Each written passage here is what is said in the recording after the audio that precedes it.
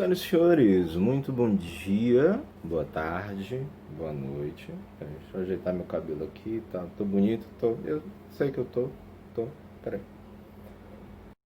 Pronto, faz de conta que eu não paralisei aqui, mas eu paralisei, né? Enfim. Senhoras e senhores, essa aula é voltada aos alunos do sétimo ano do Colégio Afinísia Freire. A disciplina é História, tá? E assim, na aula passada, o que foi que aconteceu na aula passada? Na aula passada foi atividade, né? Eu tava doente e tal, não sei o que, a garganta horrível e tal. Então, hoje a gente vai começar a trabalhar com o capítulo 12, tá? Especificamente a respeito do açúcar, ou o ouro branco, que era considerado lá no século XVI, século XV, século XVI, tal, por aí, aqui no Brasil, né? Então, vamos jogar duro. Pega o livro didático de vocês a partir da página 122, tá? A gente vai começar a trabalhar parte desse capítulo 12 hoje, a gente continua na próxima aula, mas vamos começar essa bagaça desde agora, né? Verdade? Verdade. Então, lá na página 122 do capítulo 12, a gente começa da seguinte forma. Um dos principais produtos da agricultura brasileira até os dias de hoje é a cana-de-açúcar, o cultivo da cana-de-açúcar, né? Inclusive entre 2017 e 2018 a produção nacional foi de aproximadamente 647 milhões de toneladas. Que quantidade absurda é essa? Não sei mensurar também o que são 647 milhões de toneladas. É cana-de-açúcar pra caramba. Então, boa parte dessa produção nossa acaba indo para exportação. Existe o consumo interno, mas boa parte também acaba saindo por exportação, é vendido para outros países. Inclusive quando a gente chega esse ano e traz aquela discussão, por que é que por que é que o arroz está tão caro? Por que é que o algodão está tão caro?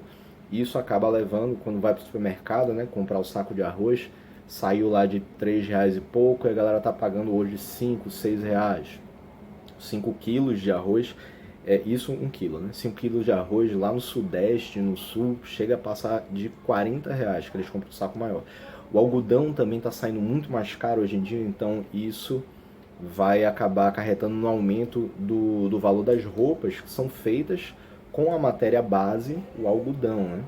Por quê? Porque com o dólar mais alto, fica muito mais vantajoso para os produtores aqui do Brasil eles, ao invés de venderem dentro do mercado interno, eles exportarem, porque eles exportam através do dólar. Então, se o dólar está pagando mais, eles preferem, claro, vender para fora, né?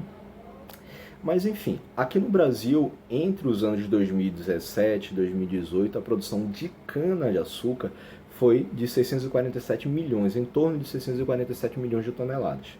Espalhado por diversas regiões do país, essa produção é a base para diversas mercadorias, das quais a mais conhecida é o açúcar refinado, cuidado com diabetes, viu galera? Amplamente utilizado em nossa alimentação, tá? Mas tem outras coisas também que é utilizado. O caldo de cana, tá? Caldo de cana, se for comparar com o açúcar, acho que a galera consome um pouquinho menos. Assim, quase nada, né? Se for comparar. Entretanto, o açúcar é apenas uma das múltiplas utilidades da cana. Opa, a cana. Cana de açúcar, viu? Não é cana cachaça, não. Apesar que tem cachaça de cana também, mas isso não vem ao caso. Desde a década de 1970, o governo brasileiro investe em tecnologia para transformar a cana-de-açúcar em combustível, o chamado etanol. O etanol nada mais é do que o álcool. Vocês podem ver aí com o papai, com a mamãe, com a galera de casa, assim, antigamente quando você ia no posto de gasolina, quando eles iam no posto de gasolina para poder abastecer o carro, a opção, hoje em dia os carros, a maioria dos carros são flex, né, total flex, então eles recebem tanto gasolina quanto etanol, mas até um determinado período de nossas vidas, de nossas existências, o carro ele era ou a álcool, ou a gasolina, ou a etanol, no caso era o álcool, ou então a diesel. Geralmente os caminhões, os carros maiores, tal, eles funcionavam a diesel. Mas assim, hoje em dia a gente chama esse combustível oriundo da cana-de-açúcar, extraído através da cana-de-açúcar, de etanol, que é o famoso álcool. Então, se alguém chegar no posto de gasolina e pedir, não, completa o tanque aí com álcool, os cabra vão saber que álcool, na verdade, é o etanol. Tá? Apesar de que a gasolina, ela também, dentro da mistura dela, tem, além do petróleo, tá? Então, o Brasil também é um grande exportador de petróleo, graças à Petrobras, defendo a Petrobras, tem uma mistura de um percentual de álcool também, né?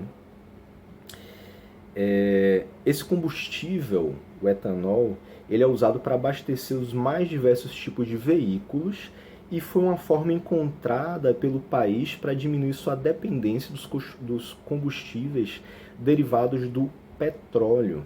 Então, combustível derivado do petróleo é principalmente a gasolina.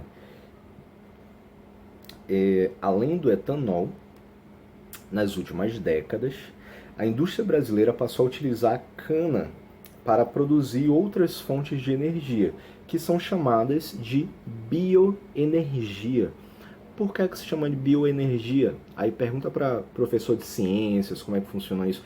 Professor de geografia também tem uma noção boa a respeito disso, por conta dessa exploração de petróleo, né? Por que se chama bioenergia? Assim, o petróleo, ele é considerado como um combustível fóssil, ou seja, ele precisa ser extraído através das rochas, através da perfuração, tá? E é um tipo de combustível, um tipo de derivado que ele vem de um combustível que é finito. Como assim? O que significa finito? Ele tem fim.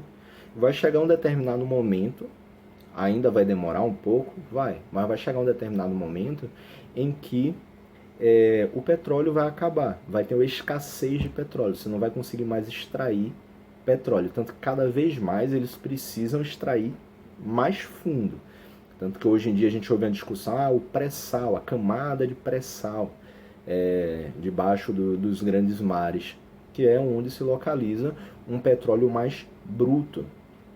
Por que é um combustível fóssil? Porque o que é um fóssil? Fóssil é osso. Então, antigamente, há milhões de anos atrás, quando teve os dinossauros e tudo, quando eles morreram, eles foram soterrados, tá? E aquele osso, devido a diversos processos químicos, a deposição de elementos naturais e tudo, acabou formando, gerando esses fósseis, né? E que, por conta dessas misturas químicas debaixo da terra, acabou gerando esse tipo de combustível, acabou gerando o petróleo. Então, por isso que é considerado como combustível fóssil. É o tipo de combustível que só existe graças ao cometa, né? O asteroide que caiu na Terra e matou os bichinhos dos dinossauros tudo. Sinto muito dinossauro. Ah, professor, se eu enterrar um osso de galinha no meu quintal, daqui a quantos anos ele vai virar fóssil para poder extrair petróleo dele? Daqui a uns milhões de anos. De boa. Assim, não sei nem se a Terra vai existir lá, né? Porque do jeito que as coisas estão andando aí, eu acho que daqui a pouco acaba. Mas se eu enterrar uns ossinhos de galinha aí no quintal, aí vai demorar um pouco. Um pouquinho só, tá? Mas enfim. E por que a cana-de-açúcar, então, ela é considerada como uma fonte de energia limpa? Como é que gera uma bioenergia? Bio, ó a galera de biologia, de ciências, aí Dante, pá. Por que bio? Porque vem da natureza e é algo que é renovável. Você planta, colhe, limpa o campo, planta novamente e pronto. Esse processo ele vai se repetindo, vai se repetindo. E aí você vai ter indústrias específicas que vão fazer essa transformação da cana-de-açúcar em bioenergia. são os biocombustíveis também. E também para fazer o bioplástico. Plástico, ele também é oriundo do petróleo. Você também faz plástico através do petróleo. Então, o petróleo tem diversas funções, você pode extrair diversas coisas dele, sejam combustíveis ou o próprio plástico, que é feito através do petróleo. Mas, através da cana-de-açúcar, através de outros tipos de plantações, a mamona, por exemplo, dá para fazer biocombustíveis e bioplásticos. São plásticos biodegradáveis, são plásticos que são feitos através de diversos processos e que eles não vão agredir o meio ambiente a partir do momento que eles são descartados. Né? É diferente hoje em dia, o povo pega, chupou um papel de bala, jogou no chão, cai no oceano, leva lá 150 anos para poder se decompor. Isso ainda mais acaba matando diversos animais marinhos, né? Porque eles olham lá, pensa que é comida, come, quando você vai ver, você comprou um peixinho para comer no final de semana, né? Tá lá um robalo, que nem na novela falava assim, um robalo, um vermelho, tal. De repente vai abrir o bichinho, tá lá uns pedacinhos de plástico, aquele papel de bala que você jogou há 2 anos atrás na frente da escola, foi parar no mar. Você vai até reconhecer, opa, essa bala fui eu que chutei. Ih, miséria, me lembrei. Mas enfim, então, bioenergia, bioplástico. Como a cana-de-açúcar é uma matéria-prima renovável, olha só, por conta desse processo, plantar, colher, preparar a terra, plantar, colher, preparar a terra, então é renovável. Muitos setores da indústria brasileira apostam em seu uso como forma de ampliar a produção de forma sustentável, sem agredir a natureza. Essa importância da cana-de-açúcar, entretanto, não é uma novidade na história do Brasil. Na realidade, esse gênero agrícola possibilitou a organização da colonização na América pelos portugueses e acabou se transformando na base da economia colonial. Como assim? Base da economia colonial, professor? Então, significa que durante muitos anos foi o principal tipo de produto agrícola que foi plantado, que foi colhido, que foi produzido aqui no Brasil. Consequentemente, gerou bastante riqueza para o país. Na verdade, gerou riqueza para Portugal, né? Porque o que produzia aqui, o que era vendido, a grande parte do dinheiro que eles arrecadavam com essas vendas ia para Portugal, ia para a coroa portuguesa. E o povo do Brasil se lenhava. Então se transformou na base da economia, no início pelo menos, do processo de exploração dos portugueses aqui no Brasil. A cana-de-açúcar, eles viram que a terra era propícia, era bastante fértil para o plantio da cana-de-açúcar, introduziram aqui e viram que deu certo, beleza, vamos preparar cada vez mais o terreno para plantar cana-de-açúcar. Sobretudo nos séculos 16 e 17, a cana era utilizada principalmente na produção de açúcar, que era uma mercadoria muito valiosa na Europa, e os países europeus, por conta até mesmo do clima local, da vegetação local, eles não conseguiam produzir em uma quantidade suficiente para abastecer o mercado interno. Então eles buscaram fazer essa produção em locais com climas mais tropicais, que é o caso do Brasil, é o caso das Antilhas holandesas, é o caso da América Central também, locais em que você poderia ter um grande plantio com várias colheitas anuais, né, numa quantidade infindável, enorme. A fim de dar conta da demanda, os portugueses criaram amplas unidades produtivas, chamadas de engenho. Engenho, senhores de engenho, engenhos de açúcar, como isso vai se encaixando, tá vendo aí? Esses engenhos eram grandes fazendas produtoras, grandes latifúndios produtores de cana-de-açúcar.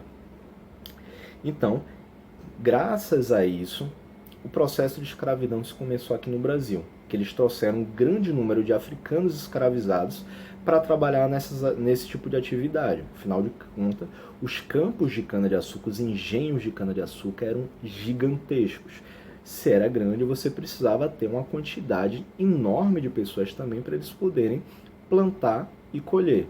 Então, já que eles não queriam pagar para as pessoas fazerem isso, ter uma mão de obra qualificada, uma mão de obra paga, eles fizeram o quê? Opa, essa galera preta aí na África sem fazer nada. Mentira, tá fazendo um monte de coisa.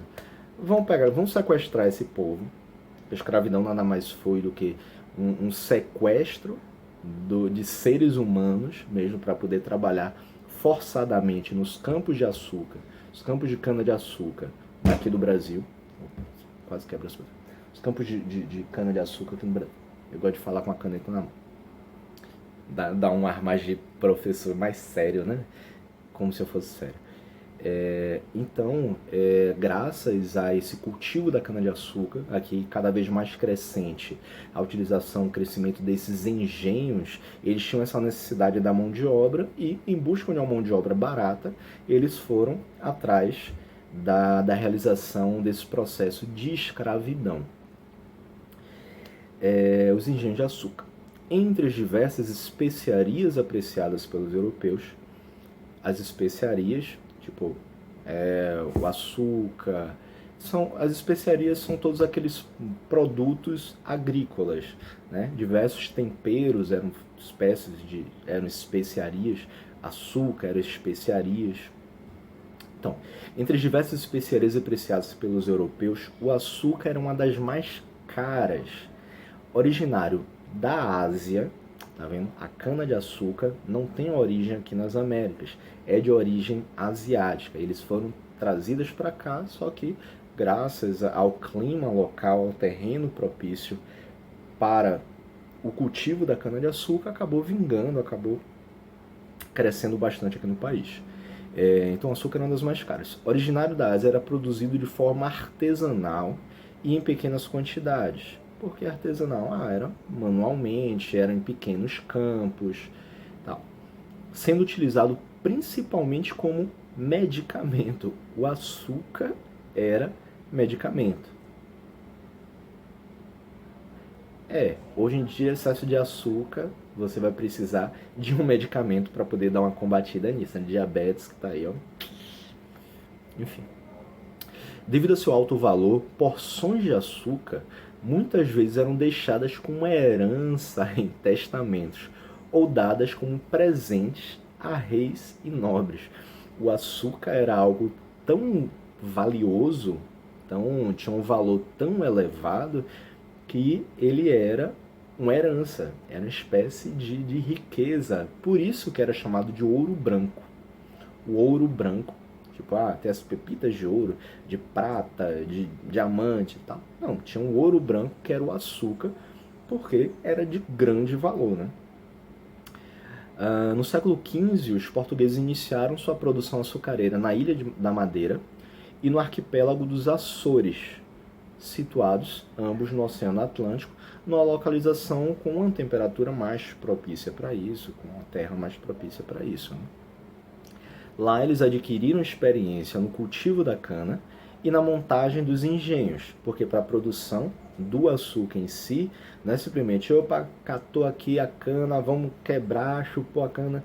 Quem já assobiou e já tentou assobiar e chupar cana ao mesmo tempo? Acho que não dá não, né, gente?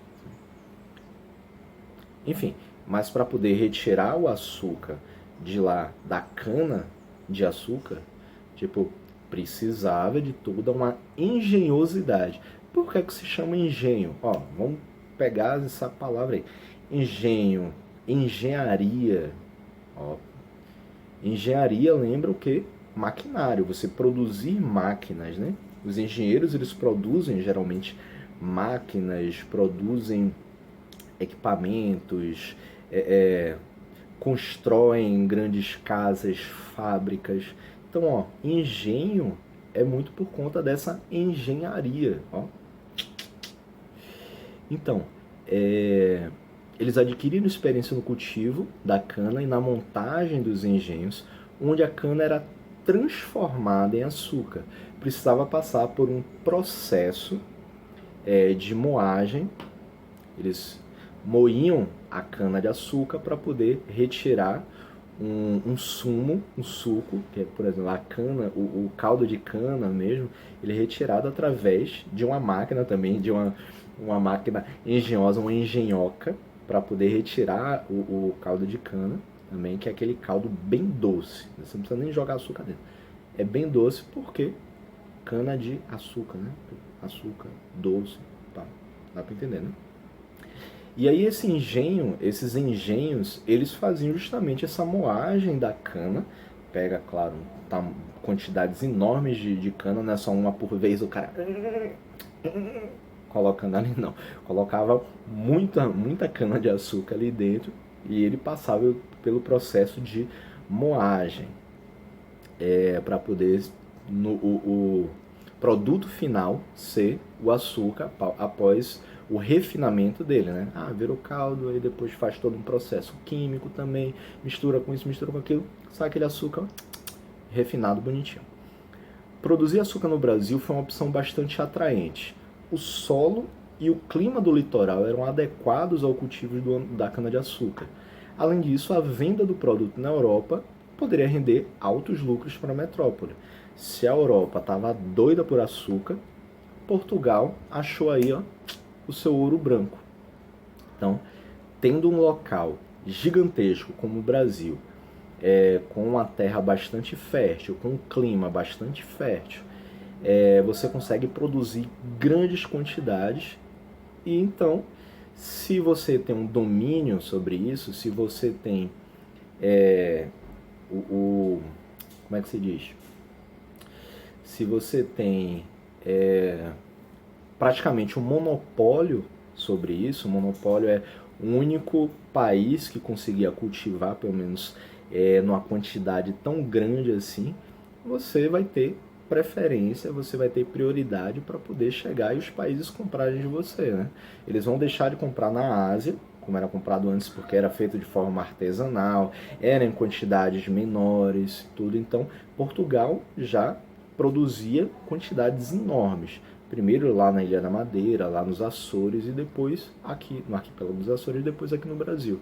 Então, eles acabaram tendo esse crescimento, esse desenvolvimento do país graças à riqueza que eles tinham com essa venda do açúcar, da cana-de-açúcar. Então rendia altos lucros, enquanto Portugal era o único produtor, teve um determinado momento que ele era basicamente o único produtor, pelo menos nessa quantidade, rendia altos lucros. Depois outros países, Espanha, Inglaterra, Holanda principalmente, conseguiram aumentar também, eles se expandiram, conseguiram suas colônias também, locais onde eles poderiam plantar também a cana-de-açúcar para fazer toda essa engenhosidade, transformar em açúcar e vender na Europa e nos demais países da África, da Ásia, né? Em 1532, expedições comandadas pelos nobres Martim Afonso de Souza e seu irmão Pero Lopes de Souza, o povo botava Pedro, né? Pedro, nome mais fácil assim, né? Pero Lopes, Pero Vaz de Caminha, Pero Lopes de Souza, nome feio da zorra. Enfim, Martim Afonso de Souza e seu irmão Pero Lopes de Souza trouxeram mudas de cana-de-açúcar para o litoral paulista. Ah, professor, por que chama muda de cana-de-açúcar? É porque ele não falava? Não falava. Muda, né? Muda não fala. As mudas de cana-de-açúcar, minhas piadas continuam horríveis, né? Enfim, as mudas de cana-de-açúcar, na verdade, eram plantas, tá? Que já estavam num tamanho suficiente para você chegar e simplesmente, abrir um buraquinho na terra, colocou ali, fechou a terra, tal, preparou e pronto, vida que segue. Então, a gente tem muda de diversas plantas, que assim, para você plantar alguma coisa, você pode ir através da semente, que aí demora muito mais tempo, ou através das mudas, que já são plantas um pouquinho crescidas, mas que vai acabar gerando o crescimento dessas plantações, né? Em menos tempo. Lá Então, eles trouxeram essas mudas de cana-de-açúcar para o litoral paulista. Lá eles fundaram o primeiro núcleo de povoamento oficial da colônia, a Vila de São Vicente, dando início à produção açucareira que durante 2 séculos, em torno de 200 anos, sustentou a economia colonial e metropolitana. E olha só que interessante, núcleo de povoamento oficial da colônia. Todo mundo sabe que o Brasil, quando foi descoberto pelos portugueses, acabou se transformando numa colônia de exploração. Até muita gente faz esse tipo de discussão, que por que os Estados Unidos se desenvolveram de uma forma muito melhor do que o Brasil? Além de ter sido colonizado pela Inglaterra, nos Estados Unidos eles tiveram já, desde o início, um tipo de colonização diferente. Ainda que tivessem escravos, eles desde o início já tiveram ideia, a Inglaterra já teve ideia de uma colônia de povoamento, ou seja, transformar aquele local numa nova Inglaterra. Não é à toa que os Estados Unidos, do início, eram chamados de Nova Inglaterra. As 13 colônias eram a Nova Inglaterra. Por quê? Porque eles queriam transformar aquele território numa expansão da Inglaterra. Já o Brasil, a ideia dos portugueses, até mesmo porque eles não sabiam nem mesmo do tamanho do país, eles tinham ideia só de exploração. Chegaram aqui no que se chama de período pré-colonial, foram aqueles 30 anos iniciais, que foi da chegada dos portugueses, e eles começaram a explorar o pau-brasil. Aí depois de 1530 é que eles começaram a entrar um pouco mais pelo território e ver outras coisas, várias coisas eles que tratavam com coisas exóticas, né? Plantas, animais, alimento, frutas e tudo. E eles começaram a ter ideia também de ir em busca de minérios, de minerais, de ouro, de prata, de diamante, tudo. Mas aí, isso acabou demorando, porque esses 30 anos iniciais, como uma colônia especificamente de exploração, e mesmo assim, um pouco depois disso, eles ainda tinham ideia de explorar o local. Começavam a enviar mais gente de Portugal aqui para o Brasil, para começar a povoar, mas com a ideia única de exploração. Ainda não tinham essa ideia de povoar para poder se manter aqui no país. Só que com essa descoberta de que as plantações de cana-de-açúcar poderiam vingar e transformar o país num grande produtor em benefício da metrópole, em benefício de Portugal, eles começaram a transformar esses locais em locais de grande povoamento. Então eles fizeram essa colônia de povoamento, esse núcleo de povoamento oficial da colônia, lá na Vila de São Vicente, que fica em São Paulo, ali do ladinho de Santos, sabe? Santos, São Vicente, Praia Grande, aquela região dali era onde ficava essa Vila de São Vicente. Então eles começaram a povoar aquele local, porque eles precisavam saber exatamente o território que estavam explorando, precisava de cada vez mais gente lá, até mesmo para impedir a invasão de espanhóis, de holandeses, de franceses, que começaram a bater o olho grande quando viram que a gente tinha um território com um terreno bastante fértil, né? Então se formou a Vila de São Vicente, dando início a essa produção açucareira, que durante esses 2 séculos iniciais, durante 200 anos até 1750 mais ou menos, sustentou a economia tanto da colônia quanto da metrópole portuguesa.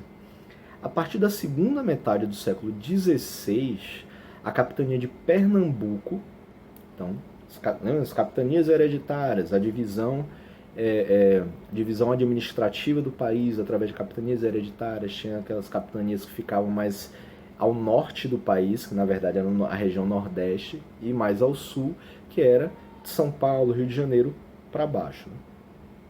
Então, a capitania de Pernambuco se destacou na produção açucareira, o que era específico dentro do núcleo lá de São Vicente, começou a subir mais para a região de Pernambuco, porque os portugueses descobriram que o terreno era ainda mais fértil do que aquela região lá de São Paulo.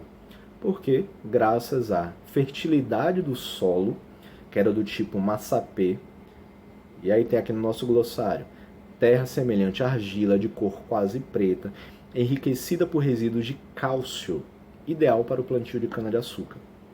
Então, a fertilidade do solo, a proximidade geográfica com a Europa, onde se concentravam os mercados consumidores, e com a África, de onde vinha a mão de obra escrava para os engenhos, além dos investimentos feitos por seu donatário. Donatário, no caso, era o dono, era a pessoa que administrava essa capitania de Pernambuco. Ah, professor, mas como assim? Mais próximo da Europa? Mas tem um oceano todo de distância. Sim, mas se lembra o quê? Como é o formato do Brasil? O Brasil tem aquele calombo, né? Aquela parte mais proeminente, que é a região litorânea do Nordeste, que é um pouquinho mais para frente. A Europa fica a Nordeste também, em relação ao Brasil, em relação à América do Sul. A Europa fica a Nordeste. A África é só você seguir direto ao leste. Então, essa posição geográfica do país, essa posição geográfica de Pernambuco, da Bahia, da Paraíba, Rio Grande do Norte, facilitava esse escoamento, esse contato com a Europa. Ah, tem que atravessar um oceano? Tem. Mas é melhor você partir do Nordeste do que partir mais de baixo ali de São Paulo. Um pouco mais recuado, né? Recuado. Então, tinha essa proximidade geográfica, diminuía o tempo de viagem entre América e Europa, entre América e África. Diminuindo o tempo de viagem, diminuiu o custo da viagem, consequentemente acabava se tornando ainda melhor você ter portos, ter centros açucareiros nesses locais, você construir os seus engenhos, além do solo ser ainda mais fértil do que nessa região de São Vicente, dessa região de São Paulo.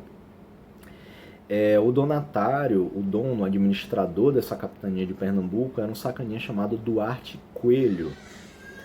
Paralelamente, a capitania de São Vicente enfrentava dificuldades: o esgotamento do solo, a estreita faixa de terras cultiváveis entre o litoral e a Serra do Mar e a maior distância em relação à Europa e à África. Esgotamento do solo. O solo ele não era tão bom quanto o solo massapê.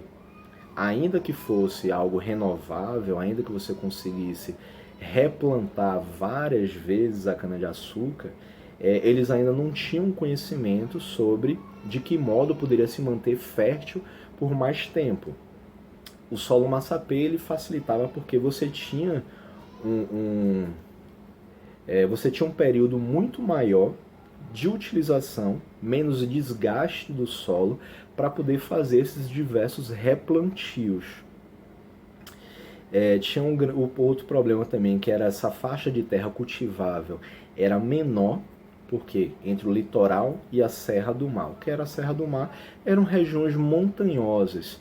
À medida que você ia entrando, a partir do litoral lá do Rio de Janeiro, do Espírito Santo, você ia entrando no país, você acabava encontrando serras. E nessas serras, nesses locais montanhosos, você não tinha como fazer a plantação da cana-de-açúcar. Já na região Nordeste, lá na capitania de Pernambuco, você tinha uma planície muito maior. O relevo local era, em sua grande parte, planície. E adentrando boa parte da região, da capitania de Pernambuco, da região do Nordeste, você encontrava sempre planícies. Então, isso facilitava com que tivesse uma área muito maior de cultivo. Enquanto que lá na Vila de São Vicente, lá nessa região do Sudeste, você não tinha esse espaço tão grande porque acabava se limitando às montanhas pertencentes à Serra do Mar. E uma outra coisa era realmente essa distância que acabava se tornando maior entre a Vila de São Vicente e a Europa e a África. Aí a gente tem na página 124, para a gente já fechar a aula de hoje, a gente tem aí na página 124 uma imagem com a explicação mais ou menos de como funcionava o engenho. Aí, ó, número 1 era a área de cultivo, era o local onde a cana-de-açúcar era plantada. página 124, onde a cana-de-açúcar era plantada. Você vê assim, ó, um espaçozinho grande. Número 2, mais para o centro aí da imagem, era a moenda, onde a cana era moída. Tá? Você ia moer, moenda, moída, moer. Você ia moer a cana-de-açúcar, ia torcer a cana-de-açúcar para poder tirar o caldo, né? Tirar essa seiva da cana. A caldeira, número 3, logo do lado da moenda, é onde o caldo era fervido. E era através dessa fervura que você conseguia extrair o açúcar. O 4, logo depois da caldeira, era a casa de purgar, onde o caldo era colocado em formas para endurecer. Então, caldo de cana, ele passava pelo processo de moagem. Tudo isso faz parte do engenho de açúcar. Passava pelo processo de moagem, de torcer, depois ia ser fervido, e depois de ser fervido, ele era colocado para endurecer. Número 5, lá no finalzinho da imagem, era a Casa Grande. Lembra? Casa Grande Senzala. Lembra o livro de Gilberto Freire? Então, era a residência do senhor do senhor do engenho, de sua família e os agregados. Quem eram os agregados? As pessoas ligadas à família, que viviam dentro da Casa Grande, né? Era a Casa Grande, né? Por que se chamava Casa Grande? Porque era uma casa grande, tá? Casa Grande porque casa grande. Era a residência do senhor de engenho, era o dono da zorra toda. 6, do lado logo da Casa Grande, era a capela, local de missas, casamentos e batizados dos moradores do engenho. Então, era um local que algumas vezes os escravos eles poderiam ter acesso também, mas aquele acesso bastante controlado pelos capatazes, pelos capitães do mato e tudo, que era o pessoal que era ligado ao senhor de engenho, que controlava o afã, controlava todo os escravos, né? E a gente vê até um rapazinho aqui do lado da árvore, logo bem no meio, assim, você tem uma árvore, uma pedra e tal, aí tem um rapaz aí com um chapéu na cabeça em cima de um cavalo. Isso aqui é o capitão do mato. Ele que vai ficar rodando lá por dentro do engenho para ver, tal escravo tá sem trabalhar, então bota ele no pelourinho. Que era o pelourinho, era o local onde se torturavam os escravos que tentavam fugir, que faziam corpo mole, tudo, que roubavam alguma coisa. O número 7 é a senzala. Então, um pouquinho à frente da capela, perto do local da área de cultivo, você tem a senzala, que era o alojamento dos escravos. Era o local onde os escravos dormiam, onde eles se alimentavam, tudo, né? E o número 8, que fica entre a área de cultivo e a senzala, eram as terras de subsistência, que eram locais que eram criados animais e havia o cultivo de mandioca, milho, feijão e frutas que abasteciam todo o engenho. Era, digamos assim, um local secundário de produção. O foco era na produção do açúcar, da cana-de-açúcar, né?